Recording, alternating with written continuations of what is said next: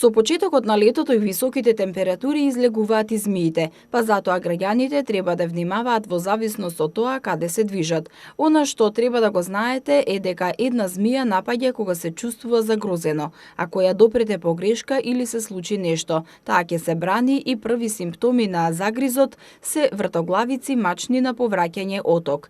Треба да запомните кои змии се отровни, а кои не и како да ги препознаете. Важно е да не правите ништо на своја рака, туку да се обратите најбрзо на лекар.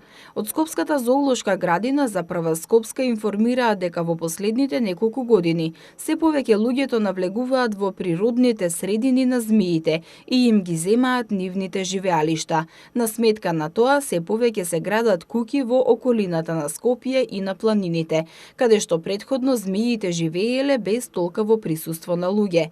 Најчесто змиите влегуваат во домовите, бегајќи од нешто или криејќи се од некој предатор, или пак едноставно бидејќи тоа некогаш било само нивна природна средина, а сега е населено место. Од Зоо Скопје советуваат, кога ќе влезе змија во домот, не треба да се крева паника и да се плашиме. Во 99% од случаите се работи за неотровна змија, односно за смок. Смоковите во самоодбрана знаат и да каснат. Доколку дојде до такво нешто, мора веднаш да се дезинфицира отокот од каснувањето. Угризот од смок е исто како да ве каснало оса, но змиите никогаш не напаѓаат први.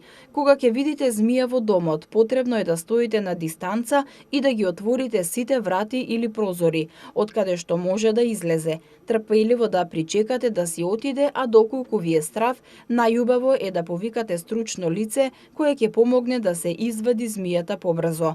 Во никој случај не помислувајте да ја убиете змијата, сепак и тоа се живи суштества кои не штитат од штетници, додаваат од зоолошката градина.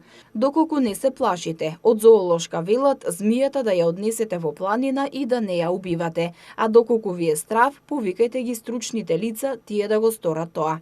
Многу е важно дворовите секогаш да се одржуваат чисти, искосени и средени, да нема високи треви и растенија и да не се оставаат предмети каде што змијата може да се сокрие. Инаку, за 2 месеца на клиниката за инфективни болести, 4 граѓани побарале помош поради каснување од змија. Отровот може да предизвика разни компликации на респираторниот систем, тешко оштетување со тромбози и смрт.